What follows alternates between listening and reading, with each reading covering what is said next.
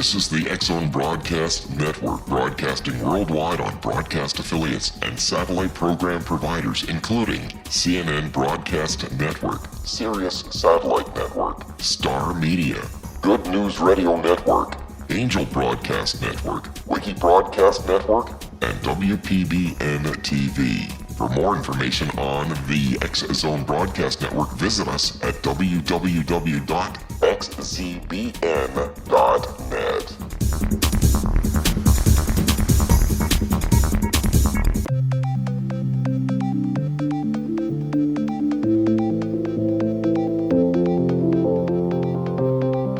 Welcome everyone to Too Good to Be True. Thank you to all the listeners. Are you ready for a really absorbing show about the Rendlesham Forest incident? Before we start getting into details, let's just briefly talk about psychic insight and how we apply it. We choose a subject and research it, and based on that research, we determine what we think needs to be explained by creating a series of questions. Then Justina provides psychic insight to answer those questions. At the end of the process, we have psychic insight into a subject.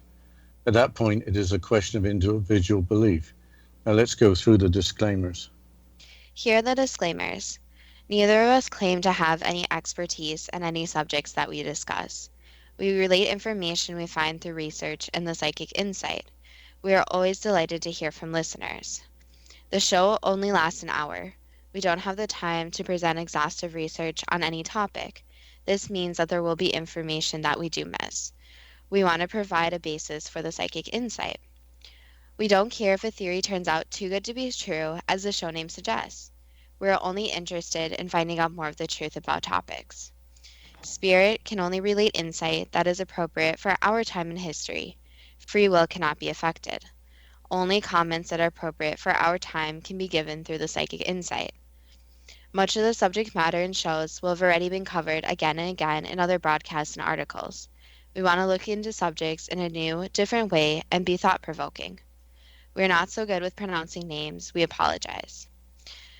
Another disclaimer is there are a lot of people involved in relating events.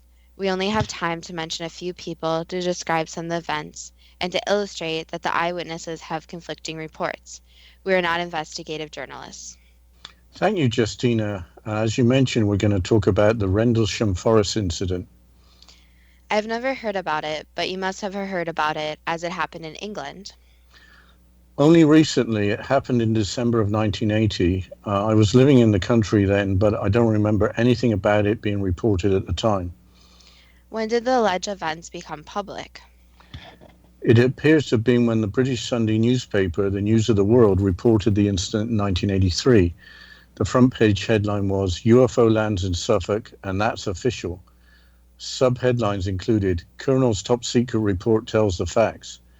Mystery craft exploding in a wall of color. Animals flee from strange glowing object. And no hoax, says Air Chief. So that must have got the public interested, but did it? At the time, I don't remember the newspaper headlines or any public interest, but the News of the World was a product of tabloid journalism. I don't think it was taken very seriously by the general public.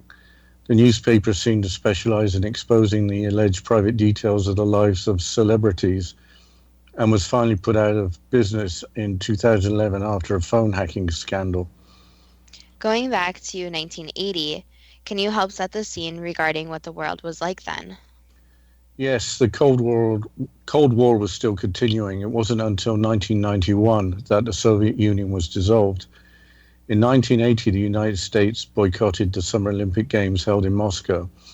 The Soviet Union had invaded Afghanistan the year before, where they were fought by local warriors using guerrilla war tactics backed by the United States.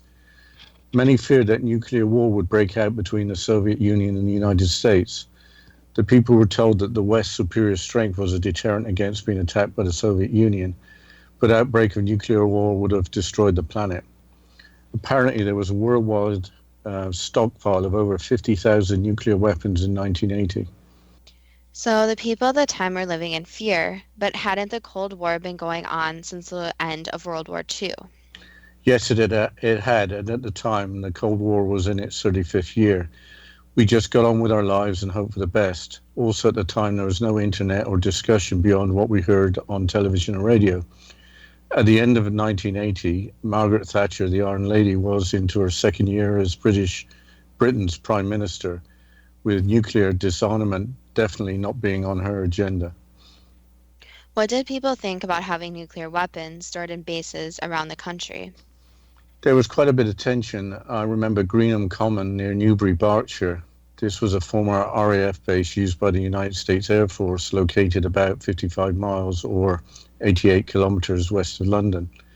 In 1981, a women's protest group set up a peace camp outside the airbase. Their protest was against nuclear weapons being stored there. I recall driving past the airbase a few times. Every car seemed to drive the speed limit and keep a safe distance. It was as if we all thought we were on camera and didn't want to be stopped by the police.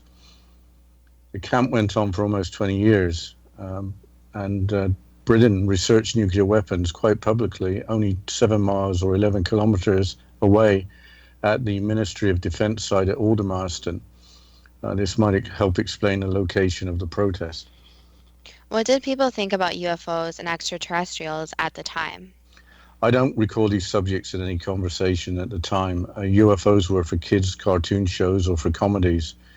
In the United States, the television show Mork and Mindy with Robin Williams as Mork for Mork was going strong. Apparently, the Roswell incident was starting to be discussed from about 1978, but I don't remember hearing anything about it at the time. We'll have to go to a short break, and after this break, we'll talk about the actual accounts of the incident.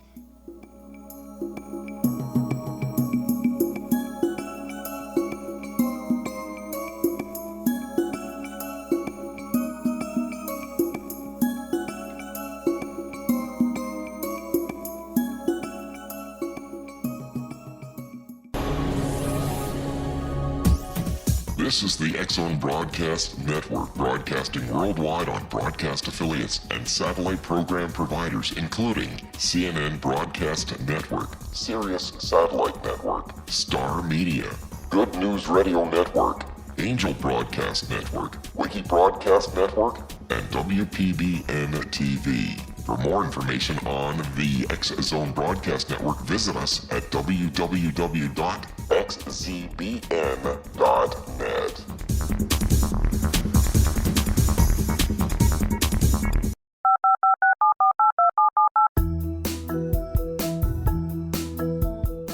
Did you know that when you're on the road with limited data or Wi-Fi, you can still listen to the X-Zone Radio Show with Rob McConnell, The Science of Magic with Gwilda Wiyaka, X-1, Dimension X, Space Patrol, and every minute of the X-Zone Broadcast Network by calling 213-401-0080, courtesy of Audio Now.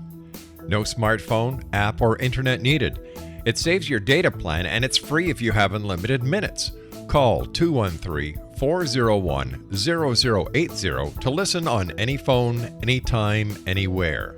Remember 213-401-0080 for the best of the paranormal, parapsychology, and sci-fi radio programming anywhere, 24/7, 365.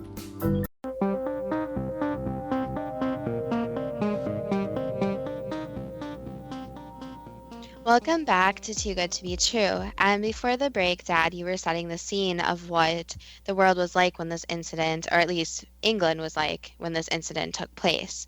So can you go over some of the accounts of the actual incident? Yeah, the first thing I have to mention is that there is a little confusion about the actual dates. Some are reported as occurring on the nights of December the 26th to the 28th. The military is more precise in reporting events. After midnight is reported as being during the next day. The central person relating the incident is Lieutenant Colonel Halt, who reported the incident on December the 29th, 1980. His memo, dated January the 13th, 1981, stated that the incident started to occur in the early morning of December the 27th, 1980. That would be the night of the 26th in other reports. So the military were involved. Where did this happen? Sightings of unexplained lights occurred near Rendlesham Forest in the county of Suffolk. These lights were alleged to have been blue, red, orange, and white. If you travel about 100 miles or 160 kilometers northeast of London, you will be in the middle of Suffolk. The northern Suffolk coast is about as far east you can go in England without going into the North Sea. You haven't said much about the Rendlesham Forest itself. How big was the forest and how remote was it? I don't think there's anywhere really remote in England the place is too overcrowded. The forest was planted on heathland, meaning non-agricultural land, just after World War I as a source of lumber. The forest covers an area of about 6 square miles or 16 square kilometers. So why were the military involved? The events occurred just outside the Woodbridge Air Force Base, which was at the time being used by the United States Air Force. Hence, it was a lieutenant colonel that made the report. They don't use the rank lieutenant colonel in the Royal Air Force. Apparently, there was a nuclear weapons storage facility on the base. There was also another Air Force base nearby called Bentwaters, which was also being used by the United States Air Force. These bases are often referred to as RAF Woodbridge and RAF Bentwaters, even though they were being used by the United States military. RAF, of course, stands for Royal Air Force.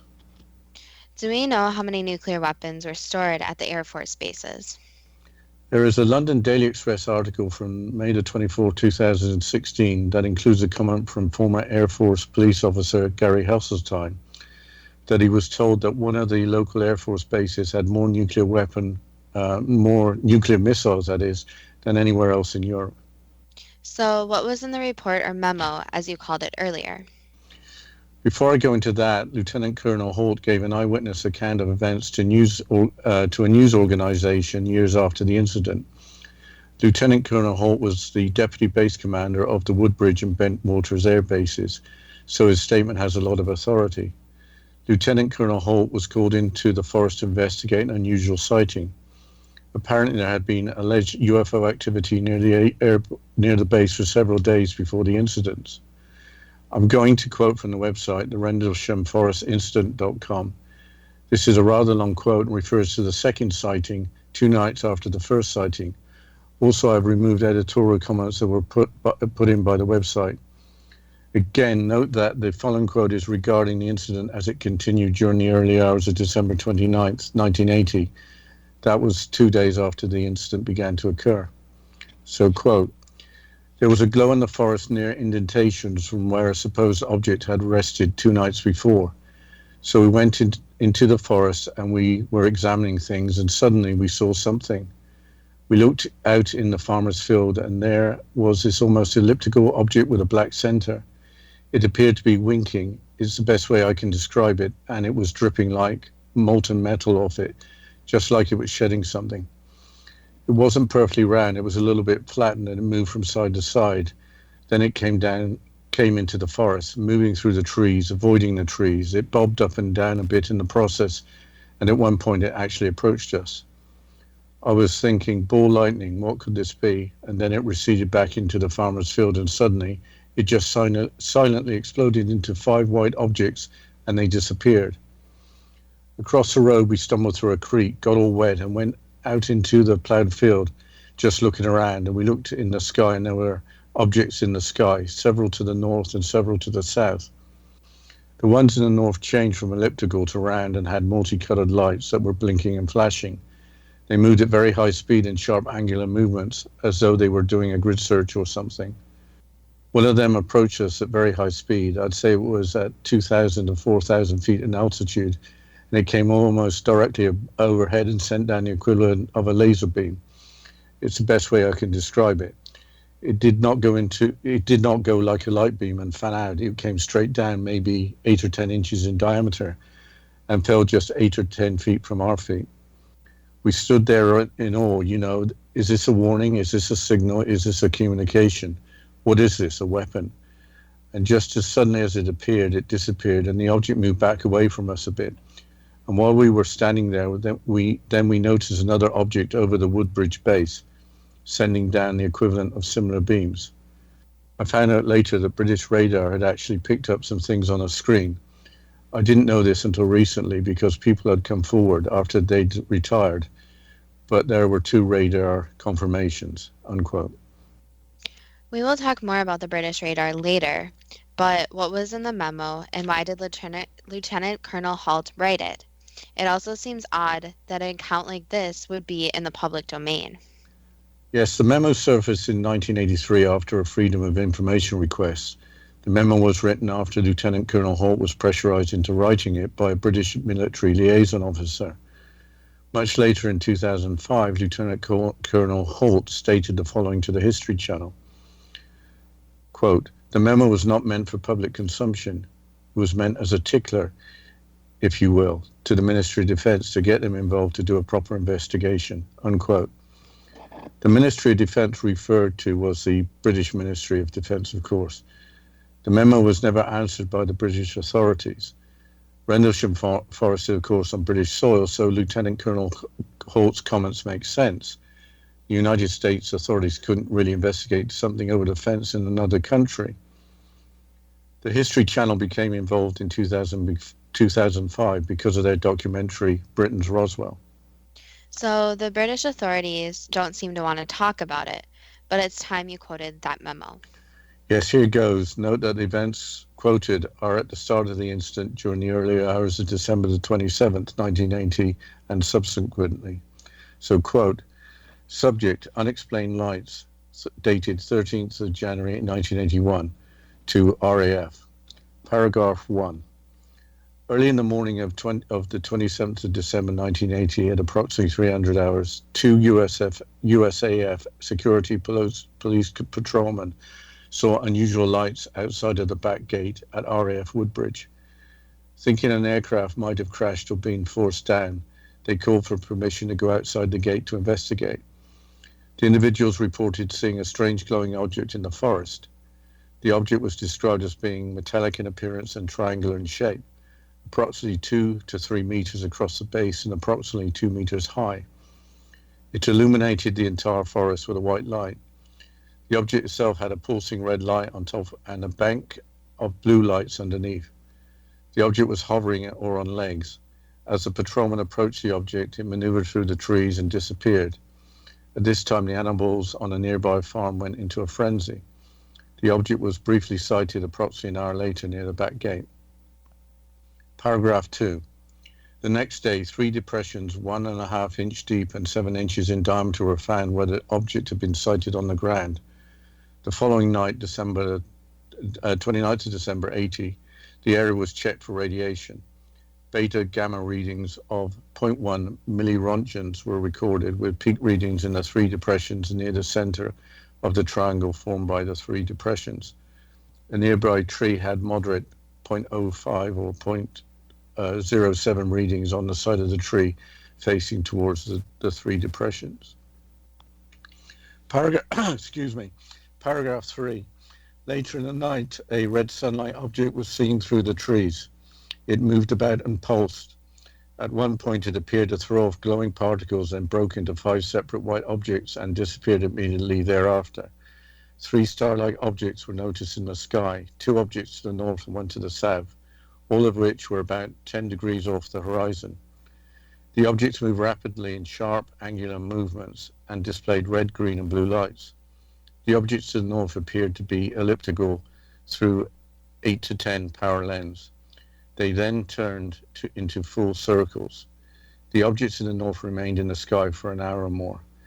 The object to the south was visible for 2 or 3 hours and beamed down a stream of light from time to time. Numerous individuals, including the undersigned, witnessed the activities in paragraphs 2 and 3. That's Charles I. Halt, Lieutenant Colonel, United States Air Force, Deputy Base Commander, unquote. Thank you for reading that, Dad.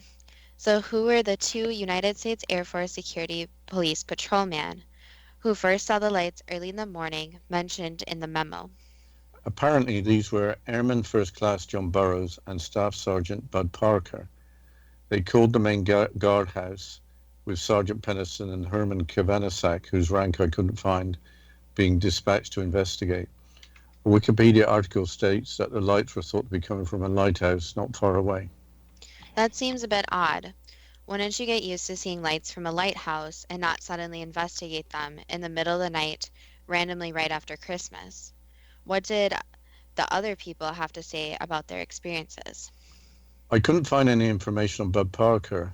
Jim Penniston's name comes up in a London Daily Telegraph article dated February the 16th, 2015. I will quote from the article. Quote, Jim Penniston, who accompanied Burroughs into Rendlesham Forest on December the 26th, claims to have encountered a craft covered in hieroglyphic-like characters. I estimated it to be about 3 meters tall and about 3 meters wide at the base. Penniston later explained, no landing gear was apparent, but it seemed like she was on fixed legs. I moved a little closer. I'd already taken all 36 pictures on my roll of film. I walked around the craft and finally I walked right up to the craft. I noticed the fabric of the shell was more like a smooth, opaque black glass. Unquote. The same article includes a sketch made by Jim Penniston of the craft, which was included in his original witness statement. The sketch is pretty detailed with several different views. The article reports that both John Burroughs and Jim Penniston had suffered from post-traumatic stress disorder since the incident. That's 3 of the 4. What about Herman Kovansek?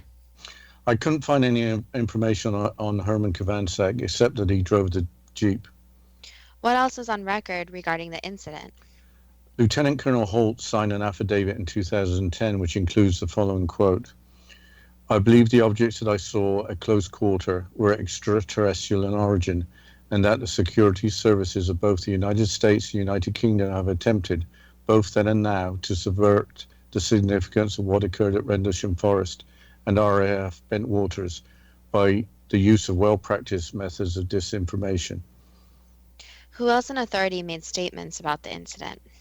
In the same year, 2010, Colonel Ted Conrad, who commanded both Woodbridge and Bentwaters, strongly disputed everything stated by Lieutenant Colonel Halt and also by Jim Penniston. Colonel Conrad denies that anything unusual had occurred. Apparently, Conrad was confirmed as being at the site of the alleged incident on December the 27th of 1980. Well, after this short break, we'll come back and talk about some civilian witnesses and then get to the psychic incident and see what's going on here.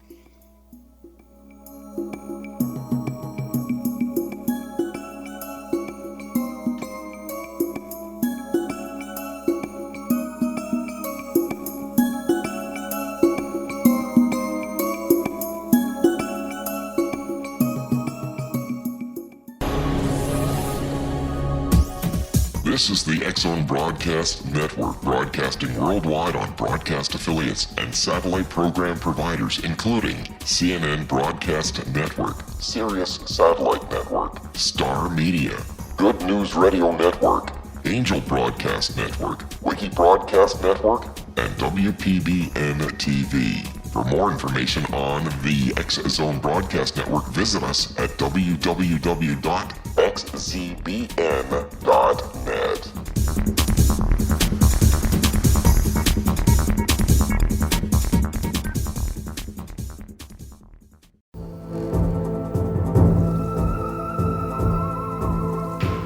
Welcome back to Too Good to Be True. And before the break, we were talking about the military witnesses for the Rendlesham incident at the forest. So now let's talk about some civilian witnesses. Dad, were there any civilian witnesses? Yes, there were. A local resident and there were records made by the Suffolk police. But before we look at those accounts of events, let's go over and attempt to provide stronger evidence than after the fact eyewitness testimony. On December 29th, 1980, during the last night of the incident, Lieutenant Colonel Halt has brought with him a recording device. The tape runs for 18 minutes with Halt's descriptions.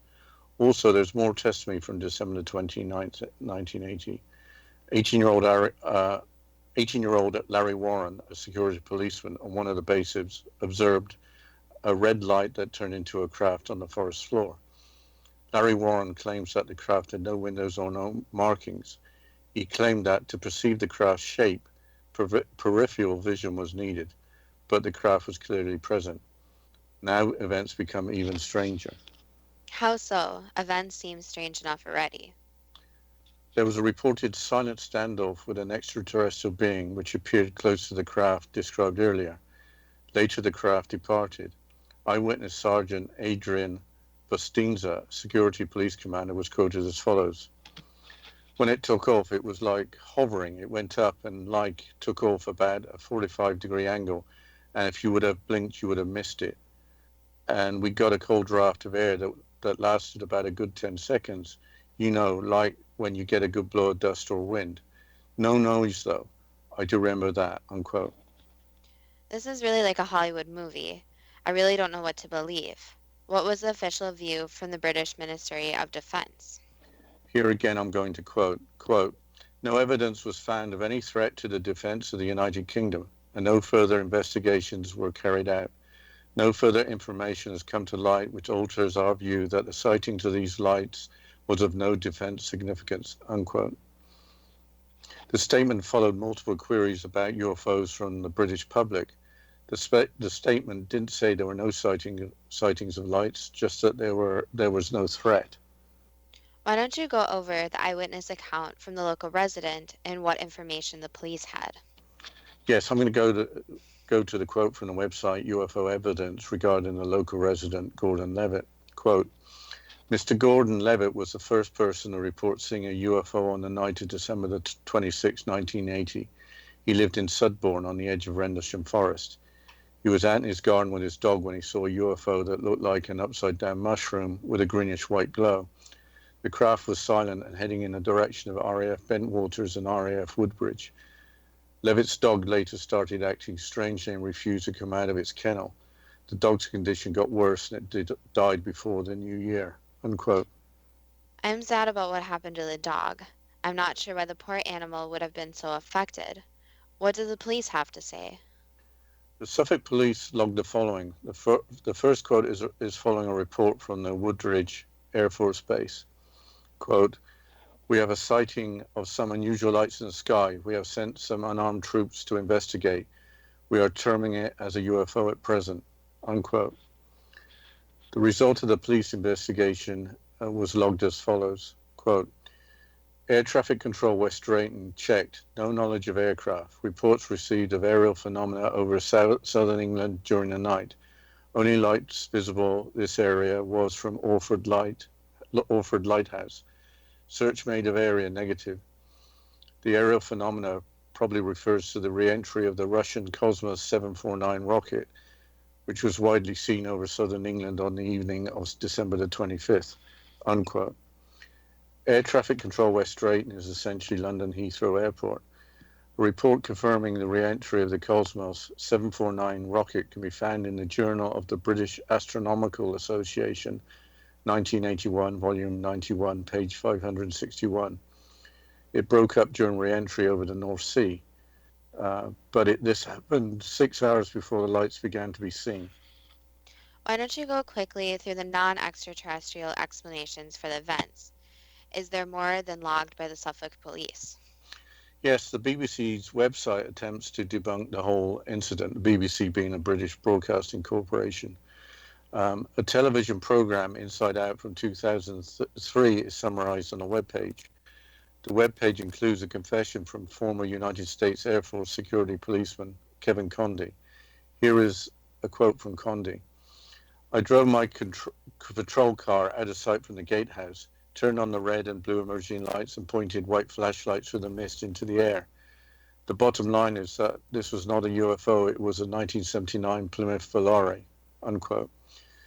The article goes on to explain that eyewitness accounts conflict and some knew at the time of Condy's prank. The article does not account for the incident occurring over a period of 3 days.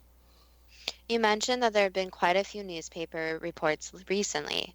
What has been written about the incident or incidents lately? The British tabloid newspaper The Sun has two fairly recent articles. From the December 6, 2016 article, Steve Longero, a former security policeman retiring from the United States Air Force, claims that all the alarms went off while he was guarding the weapons storage area. He mentions Larry Warren, who we mentioned before, being at the scene, and provides the following quote about the lights or UFOs as he had assumed. Quote, they look like fluorescent colored lights, like red and green glowing lights. That's what they look like. I could see them hovering over the treetops, like an eye that was almost following everybody, unquote. Why did he only come forward recently? The article states he was told to keep quiet by his superiors. What was in the second article? That was from September the 1st, 2016. Two unnamed radio operators are claimed to have tracked a UFO traveling at 120 miles or 100 kilometers in 8 seconds. Lieutenant Colonel Halt mentioned that the radar operators in his account of the incident. That's 900 miles or 1,450 kilometers a minute. No terrestrial craft can travel at that type of speed. Yes, there was also claims of tree damage at the time. Author Jenny Randles, in her book UFO Crash Landing, includes comments from eyewitness James Brownlee, a local forester. Brownlee is quoted as follows, quote, "I noticed that the pine tree well above the ground was broken as if something heavy had fallen from the sky. Branches were also torn off lower down. There were signs of scorching and burning on the forest floor and a series of indentations which indicated that something solid had come down there. There was also evidence that an object may even have been dragged along the ground to remove it from the area," unquote. That certainly suggests that something solid had been present after the fact. Also, his comments seem generally consistent with those of the other eyewitnesses. Yes, I think it's time for the psychic insight. The events described were either an elaborate hoax or something significant, or maybe just some lights that caused an overreaction. I will ask the first question. Were any of the events associated with the storage of nuclear weapons? Yes. Was Lieutenant Colonel Halt in his right mind when he was at the scene during the nights in December 1980 and later when drafting his memo?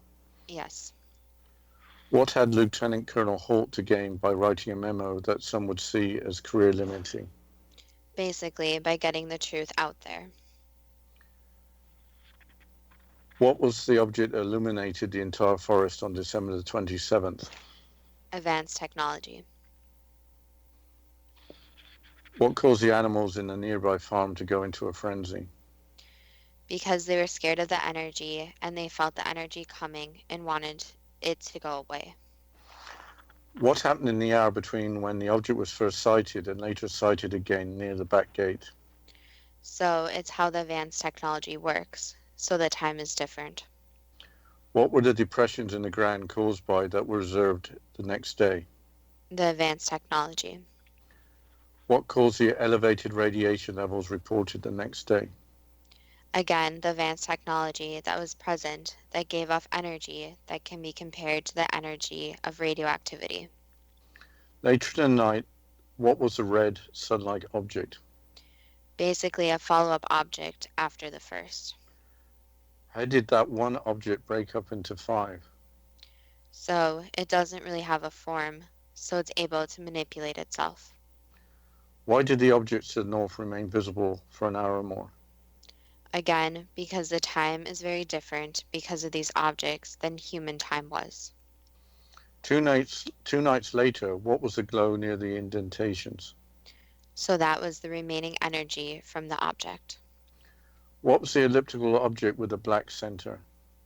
So basically, this advanced technology works on different parts, so is related to it. Why did the new object break up into 5, just like the earlier object? Basically copying the other object, the two work together. How did the objects to the north change from elliptical to round? Because they do not really have a shape, so you can think of them as shapeshifters. Why did the objects send down circular beams? So basically, it was to evaluate the Earth underneath them. Was there a silent standoff with an extraterrestrial? In a way, yes. What was the craft covered in hieroglyphic characters reported by Jim Peniston? Basically, an object from a different place. What was the craft that was reported by Larry Warren? Again, an object from a faraway place. Did Gordon Levitt see a UFO? Yes. Why did Gordon Levitt's dog go into his kennel and would not come out? And later, why did the dog pass away? So the problem with animals is that they can feel the energy and the energy shifts. So the dog was afraid and thought the safest place for the dog was in his kennel, since then the dog would be safe. And later the dog passed away from not a not completely related reason, but the dog did continue to have a lot of fear. Were the lights created by a nearby lighthouse? No, Were the events a hoax? no, Were the lights created by a 1979 Plymouth Volare? no, Did two radar operators actually track a UFO traveling 120 miles or 180 kilometers in 8 seconds? yes, Was there tree damage due to the lights or objects near the two? Sorry, I'll start that again. Was there tree damage due to the lights or objects near the two Air Force bases? yes. So what was the advanced technology? Was it extraterrestrial or human?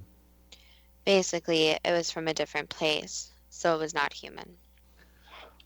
What does mankind have to learn from this incident? Basically, that there are different beings visiting, so not everything is of human creation, and that these beings from other places have different technology. So humans do not have technology that can really break apart into multiple parts like their technology. And what we would say is basically that not every account is faked. Was this an attempt to prevent humans from using nuclear weapons? What we can say is that the beings were on a mission to basically evaluate the area and then observe what the humans were doing. Okay, that's the end of the psychic insight, so I have to ask the question. Is an extraterrestrial visit to Rendlesham Forest in December of 1980 too good to be true? That depends on what you are prepared to believe. If the psychic insight is believed, then these hard-to-believe events are true, along with some enormous implications. Well, let's discuss the events and the psychic insight after this short break.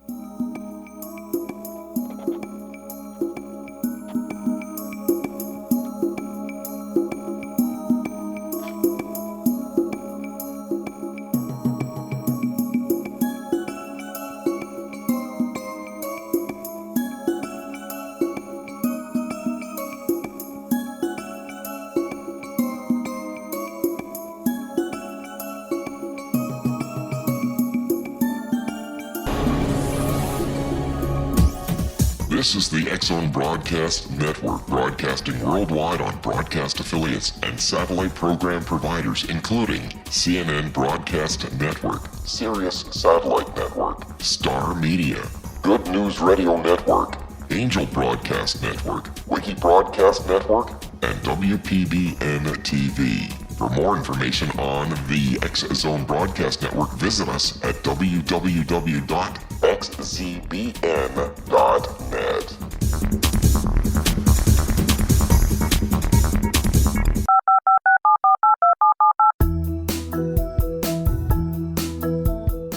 Did you know that when you're on the road with limited data or Wi-Fi, you can still listen to the X-Zone Radio Show with Rob McConnell, The Science of Magic with Gwilda Wiyaka, X-1, Dimension X, Space Patrol, and every minute of the X-Zone Broadcast Network by calling 213-401-0080, courtesy of Audio Now. No smartphone, app, or internet needed. It saves your data plan and it's free if you have unlimited minutes. Call 213-401-0080 to listen on any phone, anytime, anywhere. Remember 213-401-0080 for the best of the paranormal, parapsychology, and sci-fi radio programming anywhere, 24/7, 365.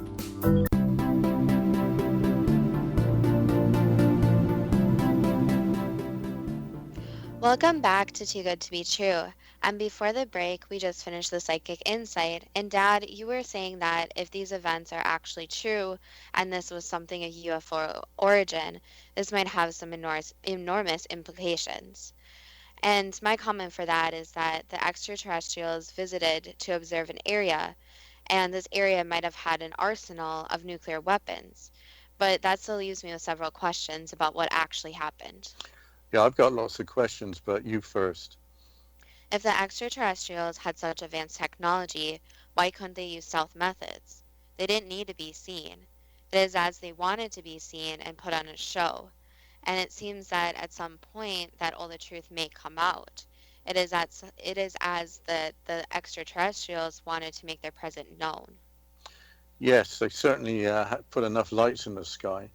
Um, Also being tracked on radar at an estimated speed of 900 miles or 1,450 kilometers a minute with their advanced technology also suggests that they want to be seen and demonstrate their advanced technology.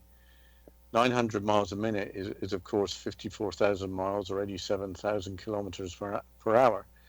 At that speed, the objects could go around the world in less than half an hour.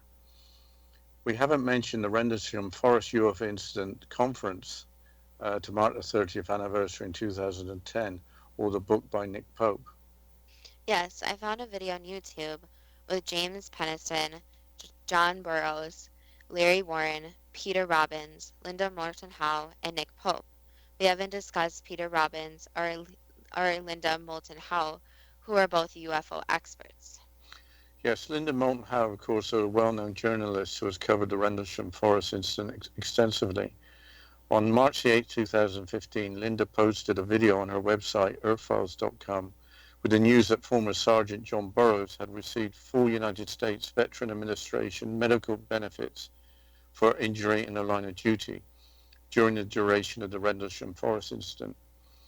The atrial fibrillation or irregular heartbeat injury was associated with unidentified aerial lights. These benefits were granted following over a year of support from U.S. Senator John McCain. The Veterans Administration had denied benefits because John's medical records at Bentwaters had been classified and thus unavailable. The radiation he was exposed to later resulted in open heart surgery in 2013.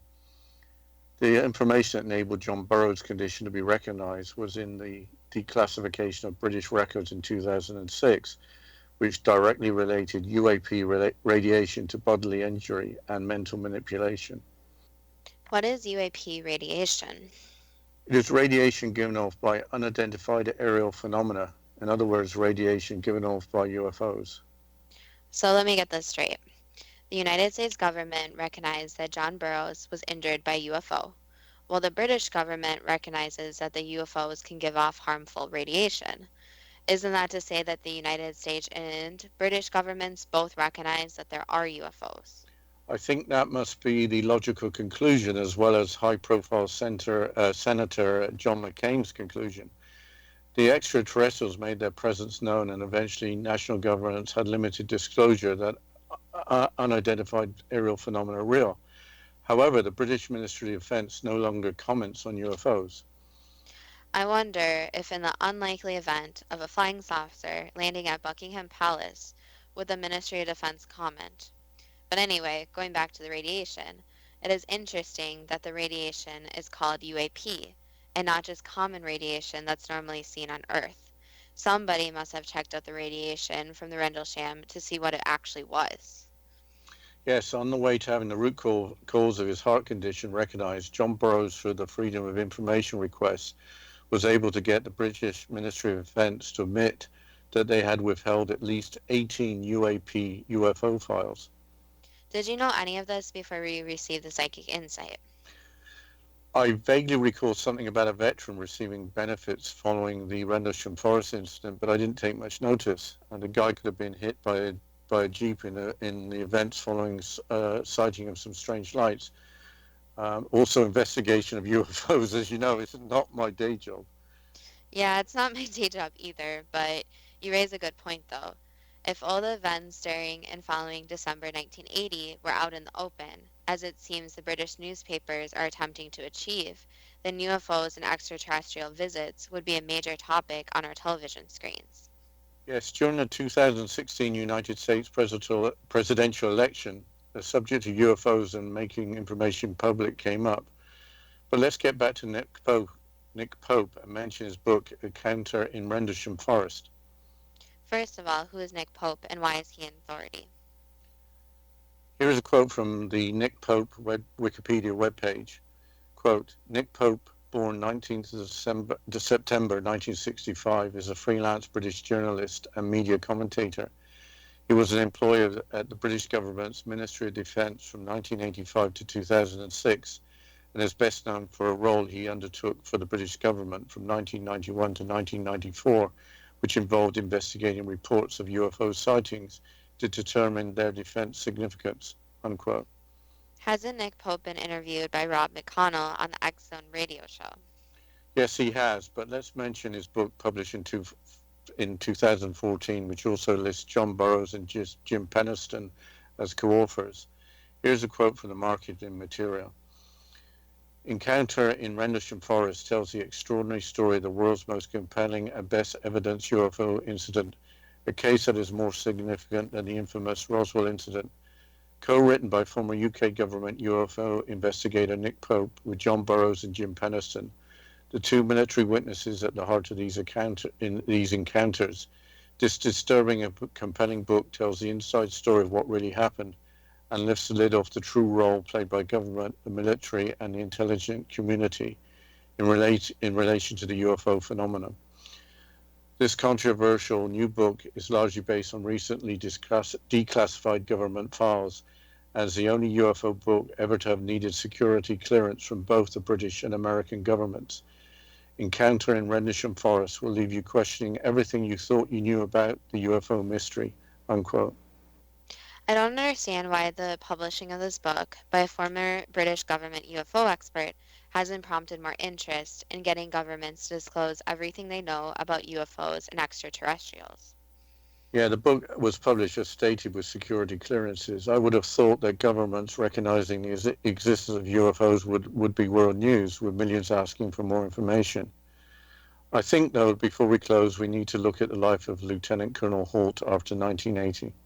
Apparently, he continued his career in the United States Air Force until 1991 and retired as a full colonel. He appeared in several television documentaries, and in 2016 he co-authored the book The Halt Perspective. Nick Pope wrote the foreword for the book. Here's a quote from the marketing material. Quote, "The book forms part of a unique series devoted to recording the social history of mysterious and bizarre events that have occurred during the 20th century.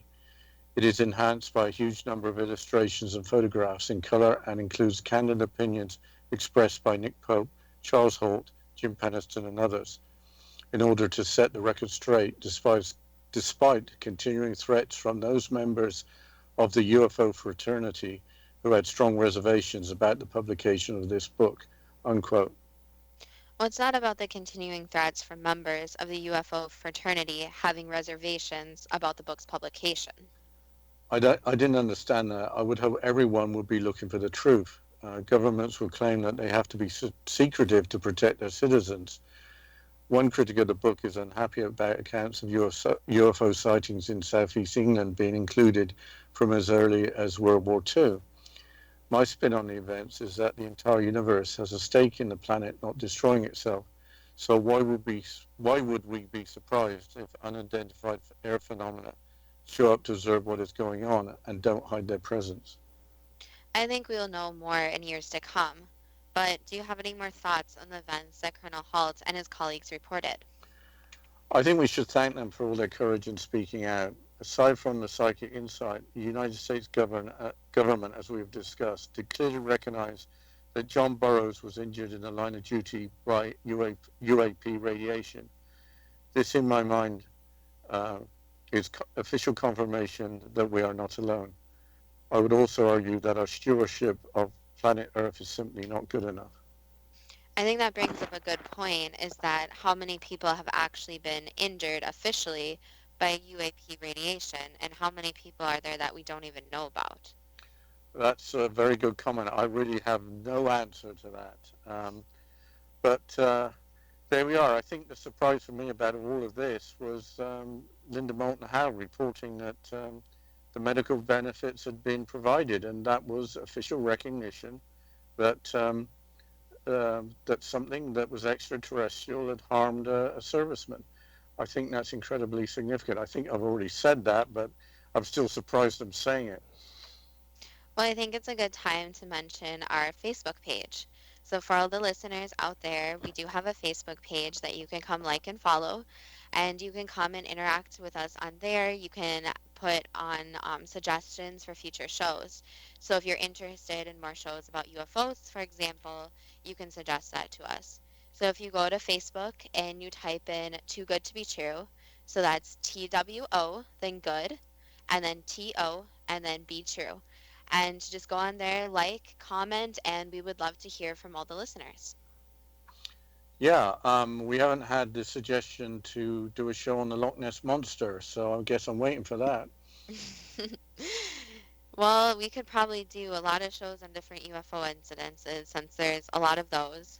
But of course, we're wrapping up here. So, again, thank you to all the listeners. We really appreciate you taking the time to listen to us. And of course, we'd love to hear from you. So, if you want to talk about the Loch Ness Monster, if you want us to do a show on that, you're welcome to suggest it.